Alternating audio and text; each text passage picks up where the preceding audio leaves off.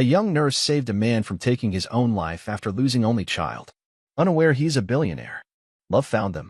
It was just past midnight on the Golden Gate Bridge in San Francisco. Daniel stood on the edge, hands gripping the cold railing, the city lights blurred by fog and grief. A millionaire with everything money could buy, except the two people he loved most. He had lost his wife to cancer 5 years earlier, and 6 months ago, his only child was taken in a tragic accident. That night, he came to end it all. But Olivia was there, a young trauma nurse heading home from a long shift. She pulled over when she noticed the figure on the ledge. Something in her heart urged her to act. "Please, talk to me," she said softly. Daniel looked back, weary and surprised. Olivia didn't preach or try to fix him. She just stood there, calm, kind, and present. Minutes passed. Then, he stepped back over the railing. That moment didn't solve everything, but it started something. Daniel Delaney had once been the man people envied. Founder of a multi-million-dollar biotech firm, a sleek mansion in Pacific Heights, 2 cars he rarely drove, and a wife who had once made the world feel brighter just by entering the room. Amanda. Her name still rang in his ears when he woke in the middle of the night, drenched in sweat, clutching the sheets.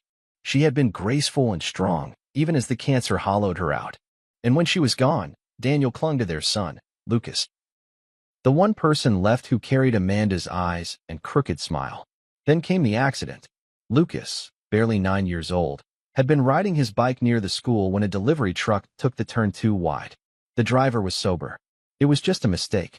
One of those horrible moments that start with a blink and end with a funeral. Daniel buried his child next to his wife in a cemetery that overlooked the bay. The view was beautiful. Amanda would have liked it. But Daniel couldn't see beauty anymore. He stopped going to work, stopped answering calls. The mansion that once echoed with the sound of laughter became a mausoleum. Some nights, he would sit in the boys' room, surrounded by toys untouched and storybooks he could no longer bear to read. The silence was unbearable, yet he lived with it, day after day, until he couldn't anymore. That night, the bridge had called to him, not in words, but in a numb kind of logic. The end would be quick, clean. He wouldn't suffer anymore. More importantly, he wouldn't feel anything. But Olivia had stopped. She hadn't been looking for drama or heroism. She was exhausted, her scrubs wrinkled and a loose strand of hair falling over her brow as she stepped from her car into the chilly night air. At first, she thought she might be imagining it, the shadowy figure just beyond the railing. But the weight in her chest told her it was real. She didn't shout. She didn't call 911. She simply walked to the edge, her footsteps slow and deliberate, and said the one thing that mattered. "Please talk to me." And for the first time in months, someone saw Daniel not as a millionaire or a grieving man, but simply as a person, broken, lost, and standing on the very edge of life. "I'm not going to try to stop you," she said gently, her voice steady. "But I'd like to know your name before you go." Daniel blinked. The wind sliced against his face, but her words slipped through the cracks in his armor. He turned his head slowly. "Daniel," he muttered, barely audible. "I'm Olivia," she replied, placing her hands in her coat pockets to show she meant no harm. "I'm a nurse. Just got off a shift." He said nothing, but his hands loosened on the railing. "I see a lot of pain where I work," she continued. "Sometimes, there's nothing I can do. But sometimes, just being there makes a difference." Daniel glanced at her. Her eyes weren't full of pity, just a quiet kind of knowing. A tired compassion that came from witnessing more sorrow than a young woman should. "I lost them," he said, voice hollow. "Both of them." "I figured," she said softly. "People don't come here without a reason." The silence returned, this time gentler. The fog curled around them like ghosts listening in. "How did you know to stop?" he asked, still facing the water. "I didn't," she said. "I just knew I couldn't drive by and do nothing." That was when he stepped back. Just one step, then another, until he was standing firmly on the safe side, shaking and silent. Olivia didn't rush toward him. She just stayed. Later, when the paramedics arrived, Daniel refused to go to a hospital. But he didn't resist when Olivia offered to sit with him in her car. They didn't speak much. He cried once, quietly. She handed him a tissue from her glove box and didn't say a word. When she finally dropped him at his home hours later, she pressed a folded note into his hand. "My number," she said, "in case you ever feel like talking." Then she drove away. The mansion Daniel Delaney called home was quiet in a way that didn't just fill the space, it pressed against the walls like a presence. Each step he took down the marble hallway was met with the dull thud of emptiness. Once, that same hallway echoed with laughter, with the patter of little feet and the soft murmur of Amanda's voice reading bedtime stories. Now, it was a mausoleum of memory. He paused near the staircase, staring at a framed photograph. Amanda, radiant in the sunlight, held Lucas on her hip, both of them laughing, frozen in a moment no longer reachable. He touched the glass lightly, his fingers lingering over her face as though he could trace her warmth back into existence. This was his morning ritual, wandering from room to room, picking up toys Lucas had once left behind, stopping in Amanda's old reading chair just to remember her perfume. Grief didn't just haunt him, it lived with him, a permanent tenant in a house filled with things but devoid of life. Across the city, Olivia's apartment told a different story, but not a simpler one. Her home was modest, small kitchen, second-hand furniture, a cracked mirror in the hallway, but it pulsed with life.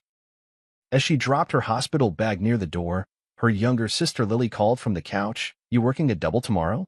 "Not if I can help it," Olivia replied, pulling off her shoes. Her body ached from the 12-hour shift, but the weight she carried wasn't just physical. In the quiet moments, she still heard the faint wheeze of their mother's breath in those final months. The cancer had come slowly, mercilessly, taking its time with their mother until there was nothing left but bones and whispers. Olivia had been only 16 when she'd stepped into the role of caregiver, mother, sister, and eventually nurse. Grief had trained her before any hospital ever did. But unlike Daniel, she had learned to function through the pain. It was folded neatly into her routine, like a blanket she carried but never unfolded. Now, she boiled water for tea, stealing a moment at the kitchen window. The city lights blinked in the distance. Somewhere out there was a man she'd met on a bridge, the kind of meeting that didn't come with instructions. Daniel. The name had stayed with her like a stone in her pocket. Heavy. Real. They'd spoken again since that night. Tentatively at first. A cautious rhythm had begun to form, text messages that didn't ask much, coffee meetings that didn't probe too deep. He didn't thank her. She didn't ask why he hadn't jumped. The moment had already said enough. When they did talk, it was never dramatic. Daniel would describe a room he could no longer enter, a drawer he hadn't opened since Lucas died. Olivia listened, not with the urgency of someone trying to fix a wound, but with the stillness of someone who knew what it was to bleed quietly. She never interrupted, never told him it would get better. And that made all the difference.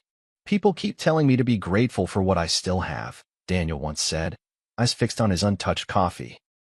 "But they don't understand. You don't measure grief in what remains." "No," Olivia agreed. "You measure it in echoes. How loud they are when everything else is silent." He looked up then, really looked at her. There was no pity in her eyes, no false encouragement, just someone who had been through the fire and come out still walking. She told him about Lily, about juggling school and bills and bedtime stories, about holding her mother's hand in a hospital room and realizing no one was coming to save them. Daniel listened, not as a man accustomed to being in control, but as someone who finally understood he wasn't alone. Their lives, while separated by class, luxury, and background, were strangely parallel. Two people walking through different versions of the same storm. In Daniel's world, grief was polished wood and expensive wine he could no longer drink. In Olivia's, it was hand-me-down coats and hospital vending machines. But grief didn't care how it dressed. One evening, they met at a quiet park, the sun folding itself behind the trees. Daniel carried a small notebook, his wife's. Amanda had filled it with recipes she never got to teach Lucas.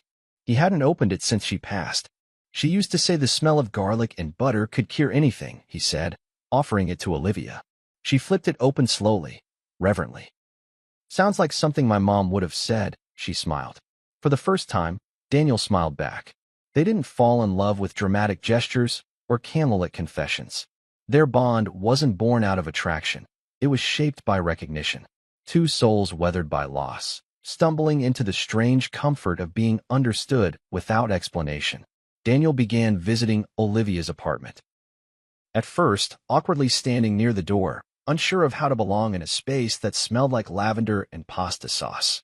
But Lily took to him quickly, offering sarcastic jokes and curious questions. "Were you really going to jump?" she asked once, bluntly. Daniel blinked. I was thinking about it. Glad you didn't, Lily shrugged. Your car's awesome. Olivia shot her sister a look, but Daniel laughed. A real, open laugh that felt foreign in his own mouth. That night, he stayed for dinner. Time passed, not in leaps, but in small, quiet increments. Olivia would show up after long shifts with tired eyes and strong shoulders. Daniel began writing again, letters to Amanda, to Lucas, sometimes to no one in particular. He didn't show Olivia all of them, but he showed her enough. She didn't offer solutions. She offered space. And in that space, something unexpected grew. Peace. Not the kind that erased the pain, but the kind that made it bearable. Daniel began clearing rooms in his house. Not to forget, but to breathe. Olivia found herself humming again while she cooked. Lily joked that they were becoming boring. Neither minded. One evening, Daniel stood in the center of his mansion, listening. The silence was still there, but it had softened. No longer a scream, just an echo. And somewhere in that echo, he could hear Olivia's voice. Steady. Kind. Two people, scarred by loss, had found something in each other that no amount of money or training could provide. Not a cure. Not a fix, but the quiet miracle of being seen. And that, somehow, was enough. Daniel hadn't walked into the Foundation's building in nearly 3 years. The last time, Amanda had still been alive, frail, but vibrant, determined to keep the mission going even as the cancer overtook her body. It had been their shared purpose, a pediatric cancer charity born from love, pain, and the hope that no other child would face what their son Lucas had endured. But after Amanda's passing, the building might as well have been wrapped in fog. Each desk, each file, each whiteboard scribbled with ideas she'd never finish, it all became too heavy. The doors stayed locked. Donations dwindled. His name still stood on the plaque out front, but the soul behind it had vanished. Until now. Daniel stood outside the glass doors, hands in his coat pockets, staring at his reflection. The city bustled behind him, horns and chatter and movement. But here, time felt paused. Olivia stood beside him, clutching 2 coffees. She said nothing, just handed him the cup and waited. Ready? She finally asked. No, he admitted. Then added, but let's go in anyway. Inside, the air smelled faintly of dust and paper. Forgotten thank you cards curled on a corkboard.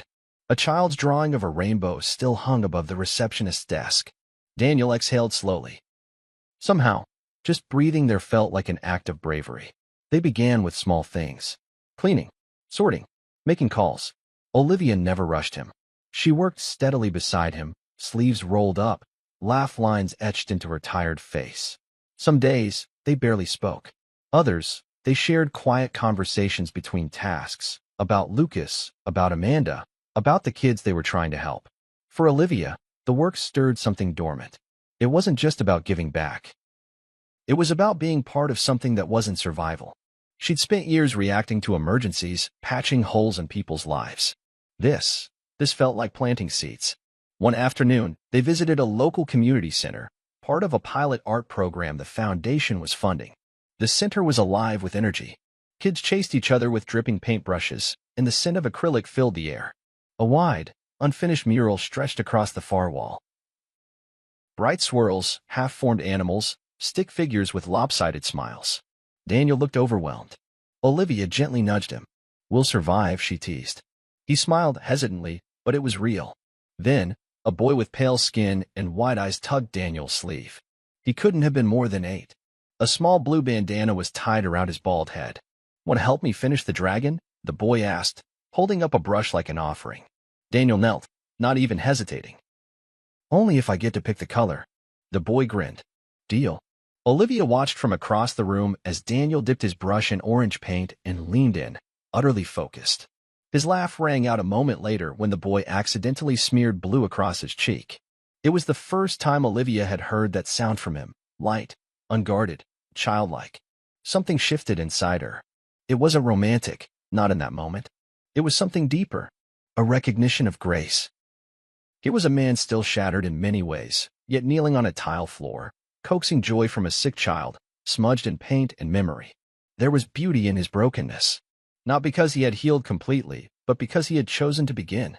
Later, they sat on the curb outside the center, their shoes flecked with dried paint. You were good with him, Olivia said. Daniel shrugged. He reminded me of Lucas. Just for a second. And I forgot to be sad. That's not nothing. He nodded. Then, quieter, you helped me come back here. You helped me. Remember who I was. Olivia didn't respond with words. She didn't have to. Her hand rested briefly on his shoulder. Solid. Present. In the weeks that followed, their routine grew. Mornings at the foundation, evenings at community centers or hospitals.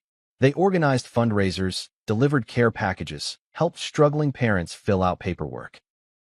They found purpose in paperwork and paintbrushes, in laughter over bad coffee, and in the silence that followed tough conversations. Grief still hovered, but it no longer dictated every moment.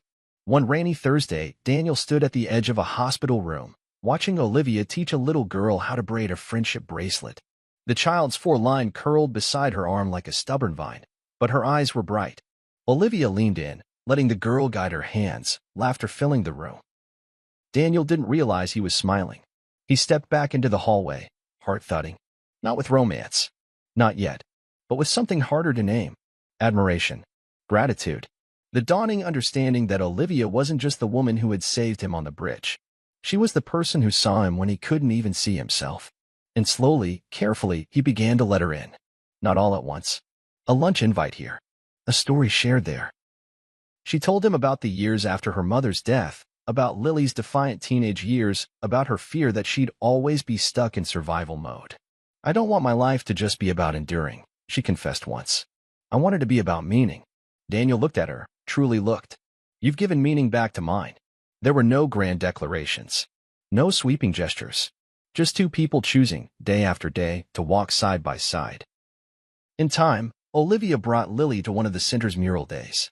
Daniel painted next to them, laughing as Lily criticized his technique. You paint like a banker, she joked. Daniel grinned. Good thing I was never very good at that either. The mural bloomed slowly, just like them. Bit by bit, color returning to lives once faded by sorrow. And through it all, healing didn't arrive like a thunderclap. It came gently in moments. In laughter shared over spilled coffee. In a little boy's hand reaching out with trust.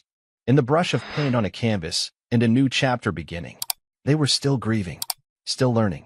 But now, they were doing it together. And that made all the difference. The charity gala was meant to be a celebration. A full-circle moment. Crystal glasses chimed, orchestras swelled, and the walls of the restored ballroom gleamed with golden light. Guests in tuxedos and shimmering gowns clinked flutes of champagne, smiling under chandeliers that sparkled like stars. Daniel stood near the entrance, frozen in place. He'd helped build this night, helped design it, fund it, push it into being. But now, amid the applause and laughter, he felt like a ghost in his own life. The speeches had begun, tributes to the foundation's success, to Amanda's legacy, to Daniel's return to purpose. A slideshow played across the room. Smiling faces of children, grateful families, beaming volunteers. And then, Amanda. Her photo lit the screen. Her face illuminated the crowd. A candid shot, her laughing at something just outside the frame, hair windblown, eyes full of life. Daniel's breath hitched. He turned away before anyone could see. The ballroom blurred as he walked, past the servers, past the coat check, out into the night. No one stopped him. The city air hit him like a wave, cold and honest. His hands trembled as he reached for his car keys, then paused. He didn't want to go home. He wanted to disappear. An hour passed. Inside the gala, Olivia scanned the crowd and felt the void before she heard the whispers. Mr. Whitmore stepped out. He didn't look well. I think something hit him. She didn't hesitate. Her coat was already draped over her shoulders before the last sentence landed. She didn't know where he'd gone, but she had a hunch. And when she arrived at the Golden Gate Bridge, headlights slicing the fog, her instincts proved true. Daniel stood against the rail, not leaning, not close to danger, just standing, like a man visiting a grave. His shoulders were stiff, locked tight against the wind. The water below was black and endless, moving without mercy. The same place where, months ago, he had nearly surrendered to the weight of his sorrow. Olivia didn't call his name. She parked, walked slowly, and took her place beside him. The silence between them was vast and heavy. He didn't turn to her. But when she spoke, her voice was soft and unafraid. You don't have to move on, she said. But you don't have to stand still forever either. He closed his eyes. The wind stole his breath for a moment.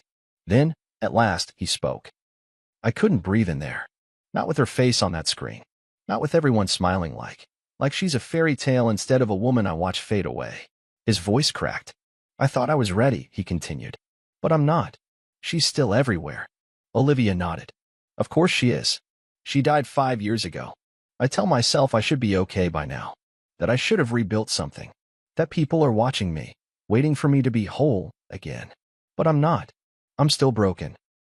She didn't try to fix it. She didn't tell him time heals.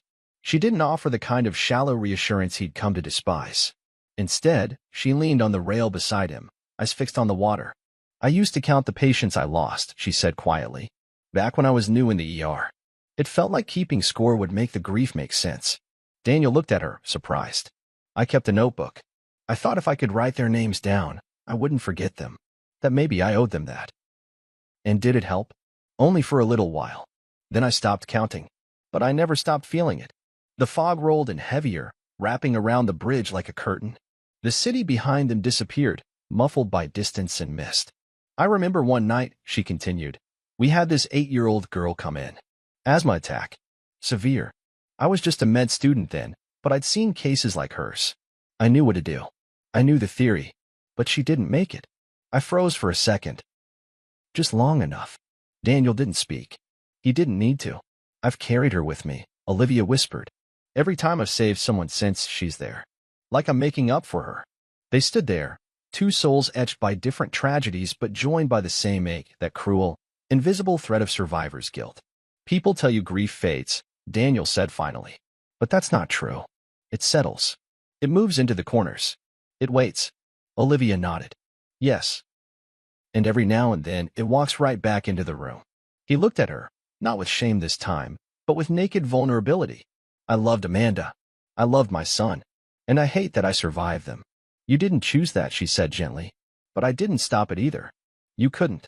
He let the words fall between them like stones in the bay. She turned toward him then, not touching, not pleading, just present. You don't have to carry this alone anymore. He met her gaze. Why do you stay? Why do you keep showing up like this? Because I know what it's like to stand at the edge and wonder if you'll ever feel anything again. They stood in silence. No declarations. No embraces. Just breath, wind, memory. And slowly, the tremor in his chest eased. Not gone, but quieter. The waves below moved on. So did the night. By the time they returned to the parking lot, the fog had thinned. A single star blinked through the haze. Daniel opened her door, not out of obligation, but instinct. She smiled as she climbed in. It was a small gesture, but after everything, the gala, the bridge, the truth, it felt like a turning point. Not of love, not yet, but of understanding. Back at her apartment, he didn't come in. He didn't need to. She knew he'd be okay tonight. He'd faced something long buried, and it hadn't swallowed him. She stood on the steps and watched his taillights disappear. Inside her chest, something quietly settled. He wasn't whole. Neither was she. But maybe, just maybe, they were learning to live with the cracks. And that was enough. The air buzzed with laughter and the pitter-patter of small feet as children weaved between tables at the annual charity event. The once quiet courtyard of the Whitmore Foundation was now a garden of color, balloons tied to chairs, face paint smudged with joy, and the sweet scent of cotton candy drifting through spring air. Daniel stood off to the side, sleeves rolled, watching it unfold. He looked different now. Not just older. Steadier. Lighter. Grief hadn't disappeared, but it had found its place. No longer an open wound. More like a faded scar with a story beneath. He was smiling. A little boy tugged on his pant leg. Mr. Whitmore, I finished the rocket. Daniel knelt beside him, inspecting the painted cardboard creation. You're an engineer in the making, he said, ruffling the boy's hair. The boy beamed and darted off. Nearby, Olivia stood beside a booth handing out medical play kits to curious children. A girl clutched a plastic stethoscope and declared she wanted to be a nurse. Olivia laughed softly. The sound drifted to Daniel's ears like music he didn't realize he'd missed. She noticed him watching and gave a small nod, familiar and warm. These days, their meetings weren't driven by despair, but desire. To share joy, to check in, to simply be. Months had passed since the night on the bridge. In that time, Daniel had found his footing. He began leading small grief circles. Fathers who had lost children, men who didn't know how to cry in front of other men. Daniel never preached. He just listened. And when he did speak, it was never from above, but beside them. Olivia, too, had shifted. She applied for a hospital leadership fellowship, encouraged by Daniel's quiet belief in her. You don't just heal people, he told her one evening over coffee. You guide them. She hadn't known how much she needed to hear that. Now, as the crowd settled into their seats for the evening's program, Daniel stepped up to the small stage. The microphone crackled once, then quieted. He cleared his throat, eyes skimming the audience, then settling somewhere just beyond them. I used to believe that life stopped after loss, he began. That you can't rebuild when the foundation's gone. That you just survive. He paused, steadying himself.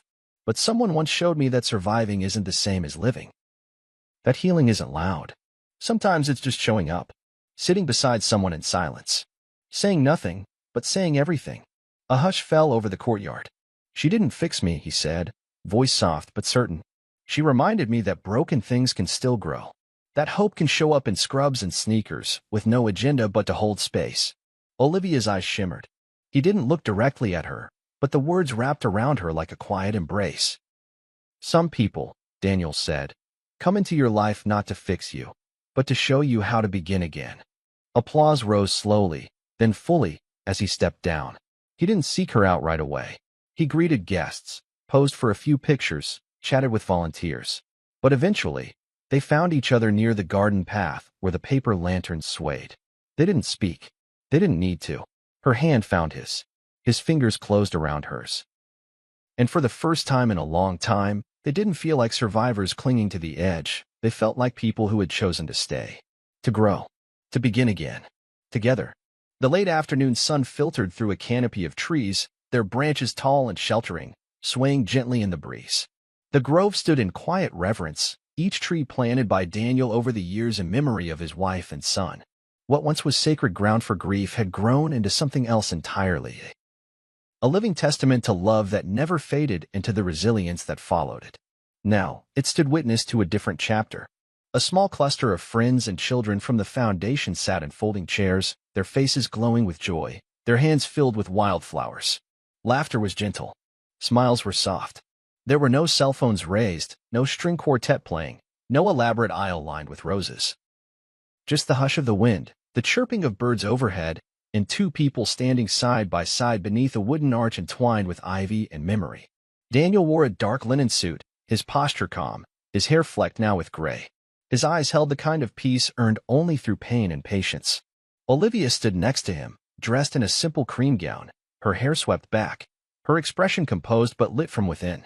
She looked not like a bride in a fairy tale, but like a woman who had survived the storm and chose, with eyes wide open, to love again. They didn't read lengthy vows or recite poetry. There were no theatrics, just the sound of Daniel's voice, low and certain. I promise to keep choosing you, he said, in the quiet moments and in the days that ask more of us. Olivia looked up at him, eyes bright, voice steady. And I promise, she replied, to build with you. Not from perfect beginnings, but from everything we've learned about what endures. There was a pause, brief, but meaningful. A silence not of hesitation, but of reverence.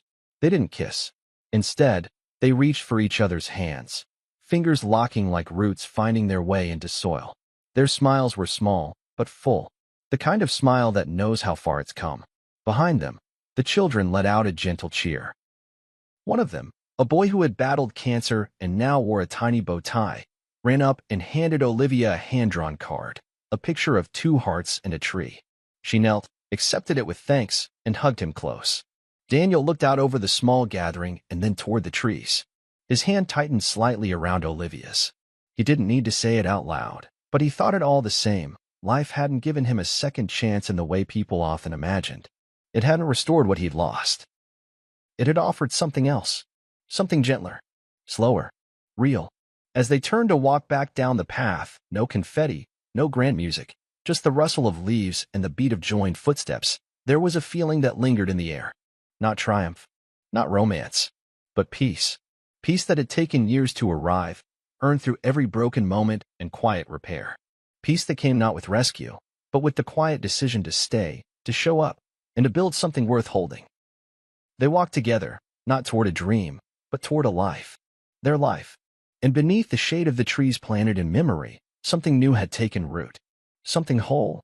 If you've enjoyed this heartfelt story of Daniel and Olivia, two souls who found light after immense loss, please take a moment to like this video and subscribe to the channel. It truly helps us bring more meaningful stories like this to life. We'd love to hear your thoughts. What did you feel as Daniel stood under the trees he planted for his late wife and child? What did you think of Olivia's quiet strength and the bond they formed over time? How did you feel about the way their journey ended, not with fanfare, but with grace? Let us know in the comments how the story resonated with you. Was the ending satisfying for you? Would you have wanted it to unfold differently?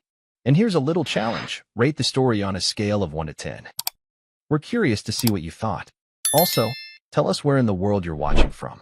It's always amazing to see how far these stories travel. Thank you for being part of this journey. Until next time, stay kind, stay hopeful, and never underestimate the power of healing.